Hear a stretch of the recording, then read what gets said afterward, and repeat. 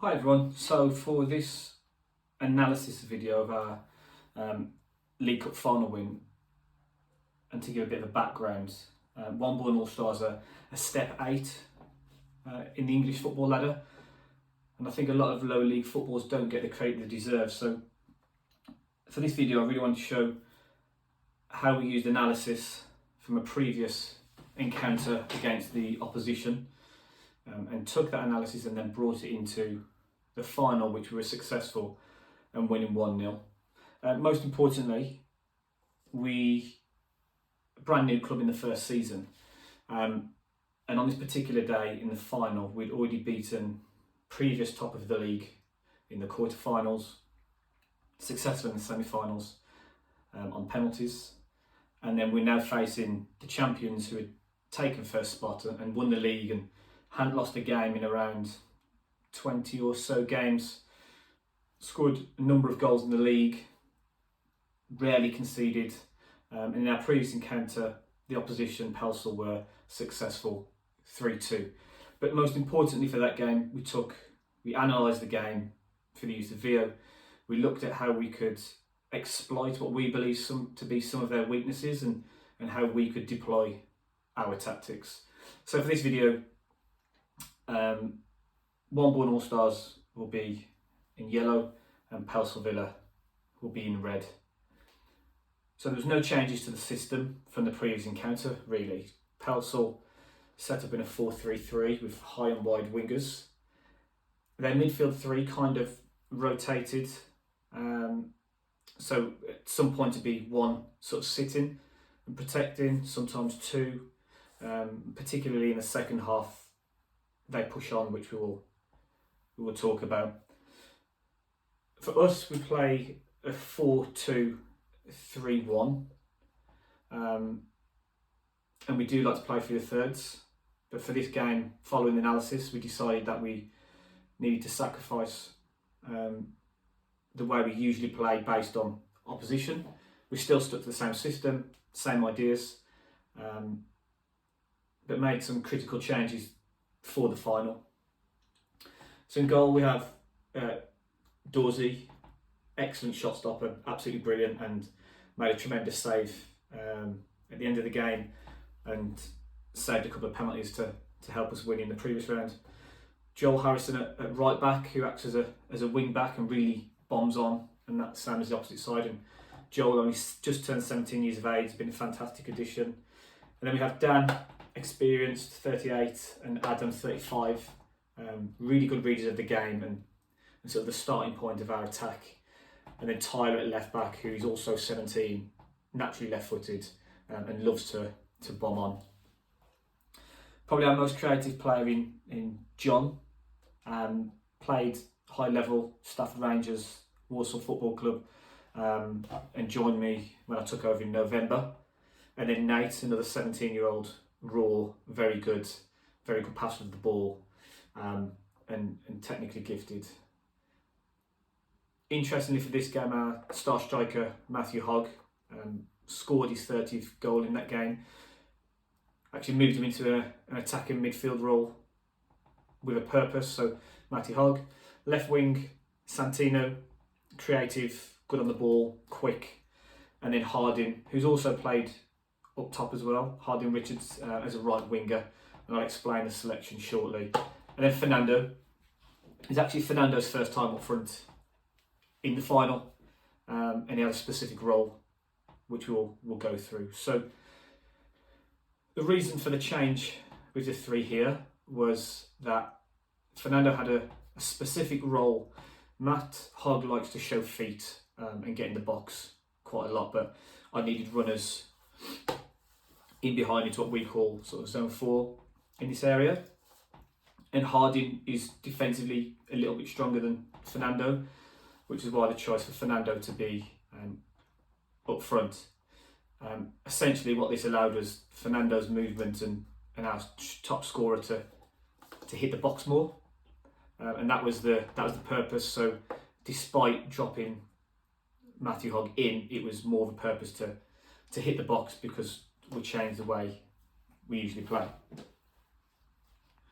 So firstly, we'll look at how we set up from, let's say, a goal kick and what we worked on, and then we'll look at how the opposition play. So we knew that Pelsall were going to be physical, score goals. Then number 9, tremendous player, number 10, and both wingers very quick. So what we really wanted to do is from setup is usually we play out and we'll play through the thirds. But looking at previous encounters, the opposition's midfield 3 stay really tight on ours and the opposition. So despite having top scorer, creative player, and another brilliant player in Nate, the midfield 3 were almost a sacrifice for how we wanted to attack. So in the previous encounter, we, as we always do, we'll play out. JP, being creative, will drop in, and he has the ability to make it work, playing the wing back. A little 1-2 with the wing back, or get a turn on if he has space and play forward. But what this was doing in the previous game when they scored was it was enticing them to squeeze really high, and that's what we didn't want. So what we did was, our idea was to basically try and create as much space in here, in this sort of first third as possible, and tire out their striker, because he was their star striker. We wanted him to be worn out come second half, and I think we're quite successful at that. But also the purpose of this as well is, from our analysis,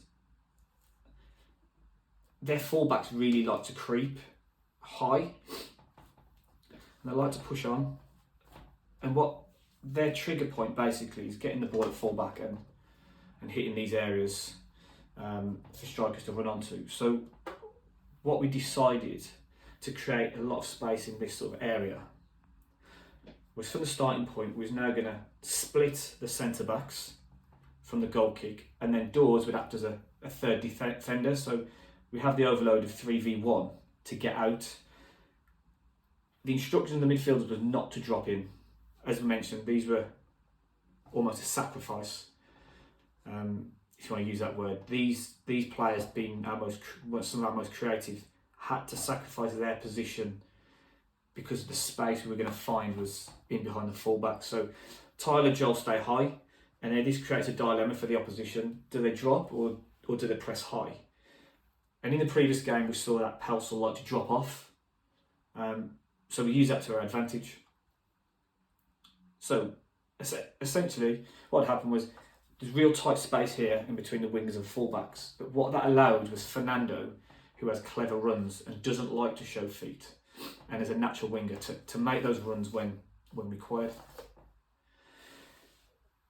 So play out, naturally, at this level, striker starts to press. And as you can see, the space is now opening up. So I asked players to stay high and as wide as possible, and midfielders not to drop in.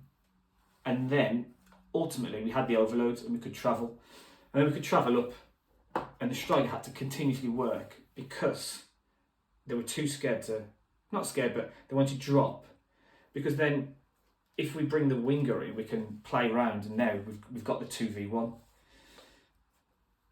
As I thought, they didn't, and this is where the midfield 3 kind of got missed out, is Fernando's run then, because the fullbacks like to stay high, was in that area. And what that essentially did was draw out their centre-back and create a massive gap between them, and it allowed our wingers to get into the box as much as we can, and as always we'd then play a massively high line, because we don't want the striker to have space and acres to either win the ball, bring it down, turn. So by getting high, he has to work and constantly work backwards and forwards. What that also allowed, let's bring them back into position.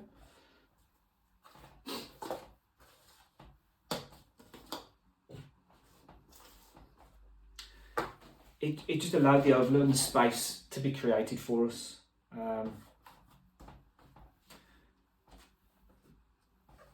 So yeah, if the striker started to press, we could play back to Dawes, which we did on a number of occasions, play it through Dan, and we could just start to progress and work into the space. But what it did for us, and the midfield three didn't really do this, but because we're now isolated and we've got overloads, anyone that pressed that ball then, we had space to play. And that was the whole point of this. It was, how can we draw out their midfielders and wear out their best player? And with the idea of being more direct. The grass was long, Pelsall physical, fit. We knew that the way we usually play probably wasn't going to be as successful, and we knew the danger men, if we could keep them in their own half as much as possible, then they weren't going to cause us too many problems. First 5 minutes, their opposition striker number 9 had too much time, so what we said was prevent the turn. Whenever we receive the ball, prevent the turn. Don't let him turn as much as possible. And no matter, because we had the 2v1, no matter where the wingers picked up that ball, the fullbacks pressed them nice and high and prevent them from turning. So that's how we set up to go forward. Defensively, again, we knew that the fullbacks like to get on the ball. So let's just set up as a goal kick. And again, 3 were pretty much, it was a battle between the opposition 3 and our 3. And they kind of cancelled each other out. So from previous games, what we noticed was the ball would go centre back to full back, and then that ball would be played sort of in this area. Or the midfielder would drop in, get a turn on, and diagonals or down the line. So what really needed to happen was we wanted their centre backs to have the ball.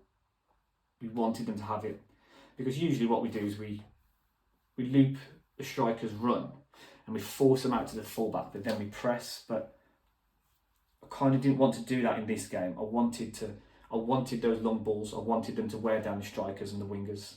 And the reason for that is because when the centre back has the ball in this position, we ask Fernando, we ask the winger to tuck in within pressing distance. We asked Fernando to drop off, almost like a 3, because I wanted the centre back to play the ball. I knew from previous that these two wanted to get the fullbacks on the ball, and if we could cut the fullbacks off, it creates confusion. But also, that diagonal ball there has more likelihood chance of going out for a throw-in. It's a lot further away from the fullback, picking up the distance, a good 10 yards. So the fullback overhits it, it lands sort of in that area. But the centre back, it essentially goes out for throwing. And on numerous occasions, we won the headers. In fact, in the first 5 minutes, we were quite spread, and they were successful with 1 or 2 balls over the top. So all we did was we ultimately went back to basics and tucked. So yeah, Fernando was asked to drop off. We're all in pressing distance, and then I was happy for this defender to come out with Fernando basically starting to press and cut off this passing line into the midfield. Again, high and wide wings all times. Ball comes this side, we shuffle. Fernando's cutting off the passing line. There's only 1 ball, and that's diagonal. And with Joel's pace and ability, we knew that 9 times out of 10, Joel was going to win that battle all the time. So that was the first half. And we practiced this in training for an hour, and that was all. The splitting of the defenders. And it was quite successful. Number 9, they completely dropped. But we knew second half that they were going to come out and they were going to press us. And that's what happened.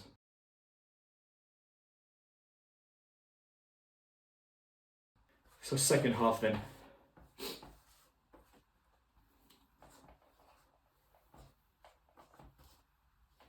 So what happened in the second half, which I knew was going to happen, or I knew they would press higher because they didn't want to sit deep all game, is they essentially just pushed as high as they could. 10 also came in, so they were essentially playing a 4-2-4. About 2 months ago, we played a team 2 steps higher with a budget, who've just been promoted as champions, won numerous cups with their manager, and we played a low block in that game. We really made the pitch really compact, really tight, and to force them to go round, basically. So this prepared us for the final, and I was comfortable with this. I was very comfortable with a 4v4, because I knew one of two things would happen. Centre-backs pump, 4v4, or goalkeeper. All I asked John Patrick to do was sort of sit, and if he needed to drop in as a 5, he could drop in as a 5. So we'd go 5-2-3, and that happened on a few occasions. But just to protect, but as that ball's played, drop in as a 5, and then he can play that sort of cover. But what ended up happening was we had 2 centre-backs on yellow cards, John on a yellow card, and we were losing that sort of creativity because Matty Hogg was isolated, so was Nate, and they were really pressing. JP was spare, but they would press him immediately, so we took off Dan, we dropped JP in the back, and then we brought on Tonka. So let's say JP's now at the back alongside Adam. Tonka's job was the same, sort of press this area. But what this allowed us to do was John to then receive the ball. So when he won the ball, was to be that creativity, because they've now pushed the 10 on. We can then create the space in their midfield and have the overload of 3v2. And Tonka was there to protect anything that John left him behind.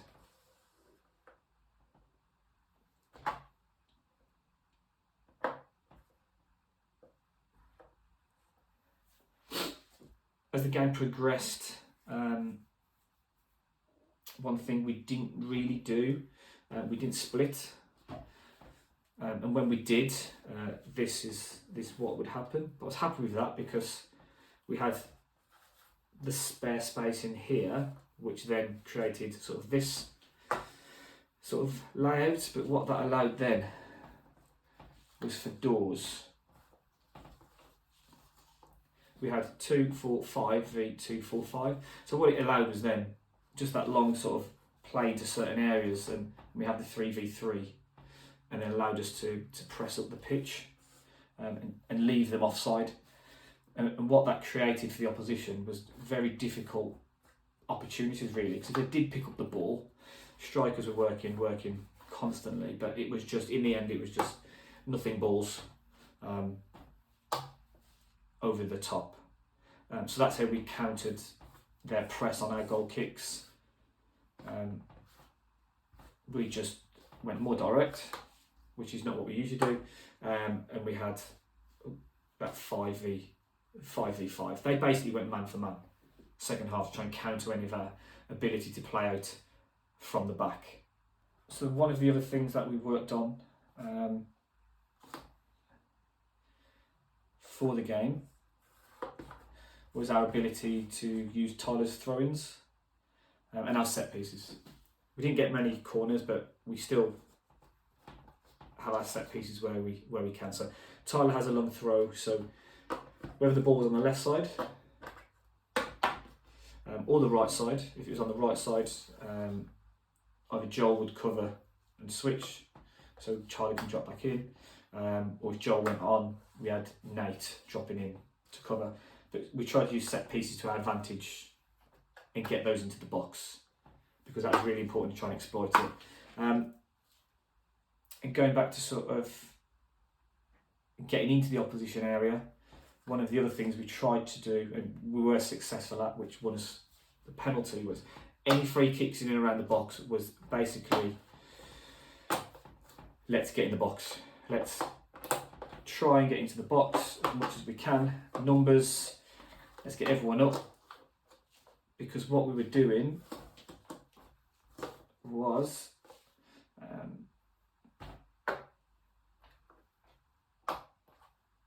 what we were doing, we're drawing their men back. Say that's the wall.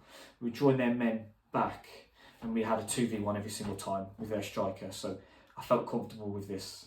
But if we did want either Adam or Dan to progress forward, we were just drawing either Nate or we'll bring Tyler back, and they would then leave. We'd have a 2v1 overload. So I was comfortable with that ball being played over the top.